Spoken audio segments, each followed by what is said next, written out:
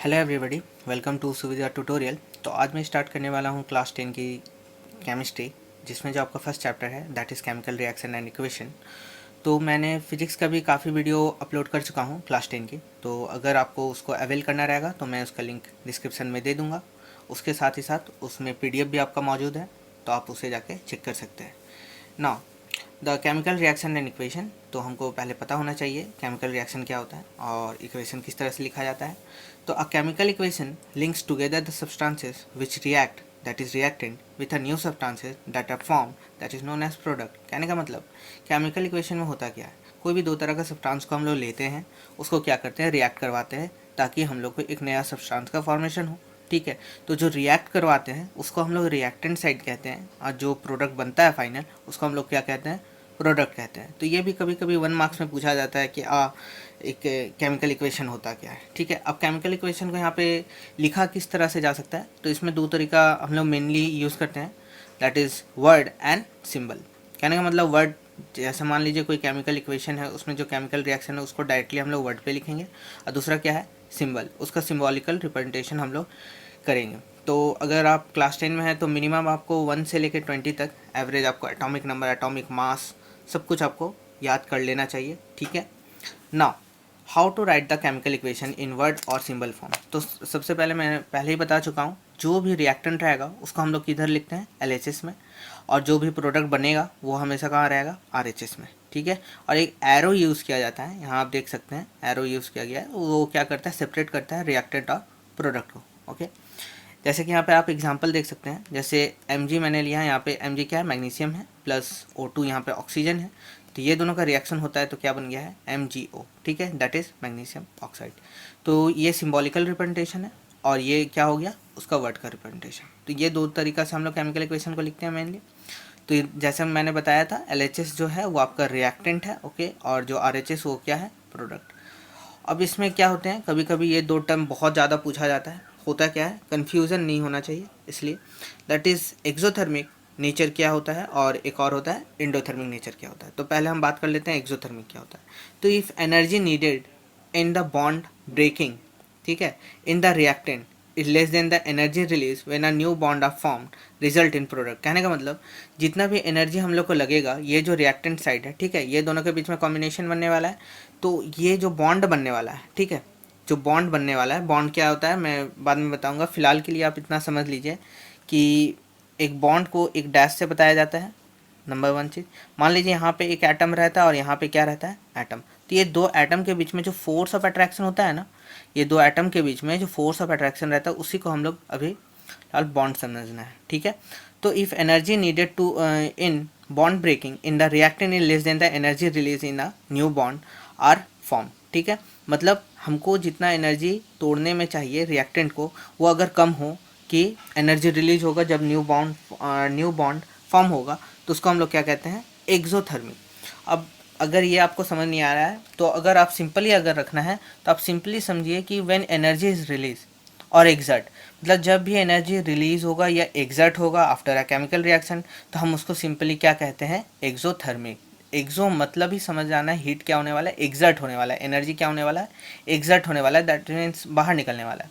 Similarly इसका जो opposite रहता है वो क्या रहता है, endothermic. Now if energy is needed in a bond breaking, मतलब अब जितना एनर्जी हम लोग को ज़रूरत है बॉन्ड तोड़ने के लिए, अगर वो ज़्यादा लगे, ठीक है, एनर्जी क्या लगे, ज़्यादा लगे अगर बॉन्ड तोड़ने में, एज़ कम्पेयर टू जब वो बॉन्ड बनाएगा तब वो एनर्जी जितना रिलीज़ करेगा, तो उस चीज़ को हम लोग क्या कहते हैं, एंडोथर्मिक। अब वहाँ पर एक्सोथर्मिक मतलब था हीट को एग्जर्ट करता है, दैट मीन्स एनर्जी को एग्जर्ट करता है। यहाँ पे हम लोग क्या समझेंगे, क्या करता है, यहाँ पे आपका हीट को एब्जॉर्ब करेगा। ठीक है, अपने अंदर रखना है रिएक्शन में। अब बात करते हैं what do you mean by balance and unbalance equation. तो इक्वेशन लिखने से पहले आपको सिंपली ये सब आना चाहिए कि बैलेंस क्या होता है, अनबैलेंस क्या होता है, और किस तरह से हम लोग किसी भी रिएक्शन को बैलेंस करते हैं। Now unbalance equation, the number of atoms of different element on both side of the equation are not equal. कहने का मतलब यहाँ पर मेरे पास दो एटम है, ठीक है, मैग्नीशियम है और ऑक्सीजन है। अब ये जो नंबर ऑफ एटम का बात होता है ना, वो आपको समझना है कोएफिशिएंट से। कोएफिशिएंट कहने का मतलब ये जो आपका जो एटम दिया हुआ है, इसके पहले क्या लिखा हुआ है, यहाँ कुछ नहीं लिखा हुआ, इसका मतलब क्या है, 1 है। तो ये 1 इसका क्या है, कोएफिशिएंट है। ठीक है। तो ये कोएफिशिएंट से ही हमको समझ जाना है कि यहाँ पर नंबर ऑफ एटम कितना है। दैट मीन्स यहाँ पे आपको 1 दिख रहा है, यहाँ पे कितना दिख रहा है, यहाँ पे भी 1 है, कुछ नहीं है तो क्या है 1 है, ये आपको ध्यान रखना है। तो यहाँ पे अगर ये बैलेंस होता तो यहाँ 1 + 1 क्या होता है 2, और यहाँ पे कितना आपको दिख रहा है, जो प्रोडक्ट बना यहाँ पे 1 दिख रहा है, that means 2 is not equal to 1। इसका मतलब ये क्या है, अनबैलेंस इक्वेशन है। बात समझ में आ रहा है? नहीं समझ में आएगा तो आप डाउट पूछ सकते हैं। ओके, नाउ यहाँ पे आप देख सकते हैं दोनों का कोफिशिएंट क्या है, 2 इज़ नॉट इक्वल टू 1। इसका मतलब क्या है, बैलेंस नहीं है। अगर 2 इज इक्वल टू 2 मतलब इधर भी 2 रहता है इधर भी 2 रहता है तो हम लोग क्या कह देते हैं कि ये बैलेंस इक्वेशन है। ठीक है, अब इसी चीज़ को, ये जो सिंबॉलिकल रिप्रेजेंटेशन हम लोग लिखते हैं उसी को हम लोग स्केलेटन इक्वेशन भी कहते हैं। अब बैलेंस क्या रहेगा, उसी का अपोजिट। अब यहाँ पे देखिए इसका कोफिशिएंट क्या है 1 है, इसका कोफिशिएंट क्या है 1 है, और यहाँ पे कितना दिया हुआ है 2। That means 2 is equal to what 2। इसका मतलब ये क्या है, बैलेंस है ना। Now how to balance the chemical equation. अब हम लोग को जानना चाहिए कि किसी भी केमिकल इक्वेशन को बैलेंस किस तरह से करते हैं। ठीक है, ये बहुत ही ज़्यादा इंपॉर्टेंट है, क्वेश्चन इससे बनता ही बनता है। नाउ सबसे पहले हम लोग को क्या करना है, वर्ड इक्वेशन में लिख लेना है सिंपली। जैसे है मैग्नीशियम है तो मैग्नीशियम, ऑक्सीजन है तो ऑक्सीजन, फिर एरो का यूज़ करना है और मैग्नीशियम ऑक्साइड वो आपको वर्ड के फॉर्म में लिख लेना है, that is word equation. Okay, then उसको हम लोग सिंबॉलिकल रिप्रेजेंटेशन में लिखना है, क्योंकि मेनली तो आपको सारा कुछ सिंबल में ही बताना है, तो आपको फिर सिंबॉलिकल इक्वेशन को आपको देखना है। Now third, make the atoms of different element on both side of equal by heat and trial, that is mass balancing. मतलब कहने का मतलब ये जो हम लोग एटम्स को बैलेंस कर रहे हैं तो वो एक्चुअल में मास को बैलेंस कर रहे हैं। ठीक है, इसलिए इसको मास बैलेंसिंग भी कहते हैं। तो ये हीट एंड ट्रायल्स होगा। अब हमको एग्जैक्ट तो पता नहीं है कि कितना होगा, तो कभी हम लोग एटम को क्या करते हैं, इंक्रीज़ करते हैं या डिक्रीज़ करते हैं। ये जो मैं कह रहा हूँ कि इंक्रीज़ करते हैं या डिक्रीज़ करते हैं, इसका कहने का मतलब यही है कि जो उसका कोएफिशिएंट है उसको हम लोग क्या करते हैं, चेंज करते हैं। ठीक है, उसको वैरी करते रहते हैं ताकि दोनों तरफ LHS और RHS में मेरे क्या हो, इक्वल हो। तभी तो हम लोग कहेंगे कि कोई भी केमिकल इक्वेशन क्या है, बैलेंस है।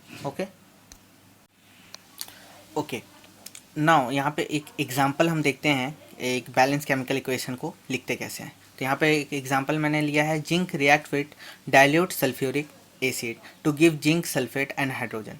तो सबसे पहले जैसा कि प्रोसेस था कि पहले वर्ड इक्वेशन को लिख लेना है, तो जिंक फिर प्लस फिर सल्फ्यूरिक एसिड, ये एरो मैंने यूज़ किया, उसके बाद क्या बन गया है, जिंक सल्फेट प्लस हाइड्रोजन। ठीक है, अब इसका सिंबॉलिकल रिप्रेजेंटेशन हम लोग को लिख लेना है, that is Zn plus sulphuric acid का क्या होता है H2SO4, और ये हम लोग क्या देगा प्रोडक्ट में, तो ZnSO4 प्लस H2। ठीक है, ये जो Zn है वो SO4 के साथ और ये H2 रहेगा वो बाहर निकल जाएगा। ठीक है, अब हम लोग को यहाँ पे देखना क्या है, बैलेंस करने के लिए जितना भी एलिमेंट है, ईच एलिमेंट, ठीक है, जैसे यहाँ जिंक है, हाइड्रोजन है, सल्फर है, ऑक्सीजन है, सारा एलिमेंट को अपना अपना मास है उसका कंस्टिट्यूएंट के हिसाब से बैलेंस करना पड़ेगा।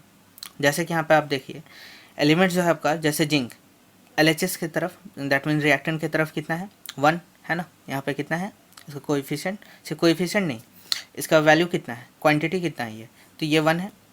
और वही अगर RHS की तरफ भी हम लोग देखेंगे तो कितना है 1 है, दैट मीन जिंक क्या है, बैलेंस है। Okay, number 1। नाउ हाइड्रोजन का बात करते हैं। हाइड्रोजन इधर कितना दिख रहा है आपको, 2 दिख रहा है। हाइड्रोजन कितना है यहाँ पे, 2 दिख रहा है। तो यहाँ पे मैं क्या कह रहा हूँ कि जितना भी एलिमेंट है सबका क्वांटिटी को देखना है कि वो कितना है। अगर दोनों तरफ इक्वल है दैट मीन्स वो बैलेंस है, और अगर नहीं है इसका मतलब बैलेंस नहीं है। ओके, अगर प्रॉब्लम होगा तो आप पूछ सकते हैं कमेंट में।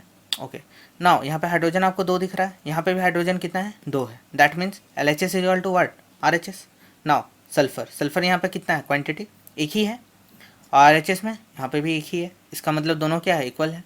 अब ऑक्सीजन यहाँ पे देखते हैं, ऑक्सीजन कितना है यहाँ पे, क्वांटिटी 4 है, और यहाँ पे भी कितना है 4 है, दैट मीन्स LHS में भी, दैट मीन रिएक्टेंट में भी 4 है और प्रोडक्ट में भी 4 है। तो इसको हम लोग कह सकते हैं कि ये एक कंप्लीट बैलेंस इक्वेशन है। Okay, now some most important points, कहने का मतलब यहाँ पे बहुत सारे, जैसे एक कंप्लीट बैलेंस इक्वेशन के लिए उसका स्टेट पता होना चाहिए, फिर रिवर्सिबल क्या होता है, थर्मोकेमिकल क्या होता है, तो ये सब छोटे छोटे टर्म बहुत सारे हैं, तो इसको मैंने कलेक्ट करके यहाँ पे समराइज़ किया है। ठीक है, तो how to make equation more informative. ठीक है, तो जैसे यहाँ पे आप देख सकते हैं कोई भी इक्वेशन हम लिखते हैं तो उसके साथ उसका फिजिकल स्टेट भी लिखना पड़ता है। जैसे यहाँ पे आप S देख सकते हैं, ब्रैकेट में स्मॉल s लिखा हुआ है, ये सॉलिड स्टेट को रिप्रेजेंट करता है। सिमिलरली L लिक्विड को और G गैसेस को, और AQ क्या होता है यहाँ पे जो लिखते हैं short form, that is aqueous. Aqueous कहने का मतलब सॉल्यूशन प्रिपेयर्ड इन वाटर, मतलब कोई भी सॉल्यूशन जिसको वाटर में बनाया गया है फ्लूइड में, तो वो आपका क्या हो जाएगा, एक्वस हो जाएगा। और DIL जो स्मॉल में लिख लेते हैं तो दैट मीन डाइल्यूटेड, और CONC कॉन्सेंट्रेटेड। ये इसी तरह हम लोग कभी कभी शॉर्ट फॉर्म में भी यूज़ करते हैं। Now when gas is evolve in a reaction, कहने का मतलब जब गैस जो है क्या हो जाता है, जैसे रिएक्शन हो गया तो गैस जैसे H2 था, जैसे यहाँ पे आप देख सकते हैं H2 है, तो वो क्या हो जाएगा, हवा हो जाएगा, ठीक है, मतलब इवॉल्व हो जाएगा, हट जाएगा, तो उसको हम लोग अपवर्ड एरो से शो करते हैं। यहाँ पे आप देख सकते हैं upward arrow, that means gas जो है क्या हो गया, बाहर निकल गया, एग्जर्ट कर गया है। और फॉर प्रेसिपिटेट, प्रेसिपिटेट क्या होता है, कोई भी रिएक्शन हम लोगों ने किया और नीचे क्या हो जाता है, प्रेसिपिटेट मतलब जो जमा हुआ रह जाता है उसी को हम लोग क्या कहते हैं, प्रेसिपिटेट कहते हैं। तो यहाँ इसको शॉर्ट फॉर्म में क्या कहते हैं, PPT कहते हैं। Is form during the reaction shown by the symbol of downward. तो ये डाउनवर्ड एरो कब दिखाएंगे, जब प्रेसिपिटेट बनेगा किसी रिएक्शन में तब। अब एक्सोथर्मिक और इंडोथर्मिक मैंने पहले बता दिया है, अब वहाँ का इसका एक एग्जांपल देख लेते हैं। जैसे यहाँ पे आप देख सकते हैं कार्बन है प्लस ऑक्सीजन है, यहाँ पे ध्यान से देखिए दोनों का मैंने स्टेट लिखा हुआ है ना, दोनों का फिजिकल स्टेट लिखा हुआ है कि ये सॉलिड है और ये क्या है, गैसियस है। तो ये आपको क्या दे दिया, कार्बन डाइऑक्साइड, और साथ ही साथ इतना अमाउंट ऑफ एनर्जी को क्या किया, एग्जर्ट किया है। अब एग्जर्ट हम लोग कैसे समझेंगे, मान लीजिए रिएक्शन आ गया, तो यहाँ पे आप ध्यान से देखिए प्लस साइन है, ठीक है, और इतना एनर्जी किलो जूल, ठीक है, इतना किलो जूल क्या किया गया है, एग्जर्ट किया है। दैट मीन्स अगर पॉजिटिव साइन रहा तो वो एक्सोथर्मिक है, और वही अगर नाइट्रोजन और प्लस ऑक्सीजन मैंने लिया तो 2NO बना, तो यहाँ पे नेगेटिव साइन है और इतना एनर्जी क्या हुआ है, लॉस हुआ है। इसका मतलब ये क्या है, नेगेटिव साइन के साथ जो रहेगा वो क्या है, एंडोथर्मिक है। Now what is forward reaction and what is backward reaction. मान लेते हैं नाइट्रोजन प्लस 3 मोल्स ऑफ क्या है, हाइड्रोजन है, तो ये आपको क्या दे देता है, 2NH3, ठीक है। रिएक्शन लिखने में प्रॉब्लम होगा तो आप ज़रूर बताइएगा, ओके। नाउ बैकवर्ड रिएक्शन किस तरह से लिखेंगे, इसी का अपोजिट फॉर्म लिख लेते हैं, 2NH3, तो ये आपको क्या देगा, N2 प्लस 3H2। तो कोई भी ऐसा रिएक्शन, ये आप ध्यान से सुनिएगा, कोई भी ऐसा रिएक्शन जो कि रिएक्टेंट से प्रोडक्ट और प्रोडक्ट से रिएक्टेंट बन सकता है वापस, दैट मीन्स फॉरवर्ड रिएक्शन भी काम करे और साथ ही साथ आपका क्या काम करे, बैकवर्ड रिएक्शन भी काम करे। तो इस तरह का जब भी रहेगा तो हम लोग उस तरह का रिएक्शन को रिवर्सिबल कहते हैं। और ऐसा रिएक्शन जो कि रिएक्टेंट के बाद वो बन गया, ठीक है, अलग अलग नहीं हो सकता है। वाटर जैसे हाइड्रोजन है H+O2, तो H2O जो है हम लोग का वाटर, तो अब फिर अलग अलग हम लोग नहीं कर पाएंगे। तो इस तरह जो रहता है तो हम लोग क्या हो जाता है, वो नॉन रिवर्सिबल हो गया, इरिवर्सिबल भी कहते हैं, सॉरी, इरिवर्सिबल। और ये क्या है, रिवर्सिबल। अच्छा, रिवर्सिबल का एरो कुछ इस तरह से डिनोट किया जाता है, हाफ हेडेड एरो रहता है, ये फॉरवर्ड को बताता है और ये बैकवर्ड को, ओके। कोई प्रॉब्लम होगा तो आप पूछिएगा। Now last is the thermochemical reaction, ठीक है। तो chemical equation in which heat is evolve, ठीक है, इन्वॉल्व, मतलब ऐसा कोई भी केमिकल इक्वेशन जिसमें हीट क्या हो, इन्वॉल्व हो, चाहे वो एब्जॉर्ब रहे, ठीक है, एब्जॉर्ब हो, और mentioned are known as thermochemical equation. कहने के बनते हैं जैसे यहाँ पर डायमंड है प्लस ऑक्सीजन है तो कार्बन डाइऑक्साइड, जैसे इस तरह का ग्रेफाइट के साथ भी इसी तरह बनता है। तो इस तरह का हम लोग क्या कहते हैं, देखिए प्लस है तो इस तरह यहाँ पे हीट क्या हो रहा है, इवॉल्व हो रहा है, ठीक है। तो इस तरह का हम लोग क्या कहते हैं, थर्मोकेमिकल रिएक्शन कहते हैं। तो ये जो वीडियो है आपका फर्स्ट वीडियो है, ये पार्ट 1 है, ये इंट्रोडक्टरी वीडियो था इस चैप्टर का। पार्ट 2 भी आएगा जिसमें टाइप्स ऑफ रिएक्शन, रेंसिडिटी क्या होता है, रिडॉक्स क्या होता है, सारे की बात करेंगे। तो अगर आपको ये वीडियो पसंद आए तो आप इस चैनल को सब्सक्राइब कर दें, ये वीडियो को लाइक कर दें और शेयर करें। Thank you everyone.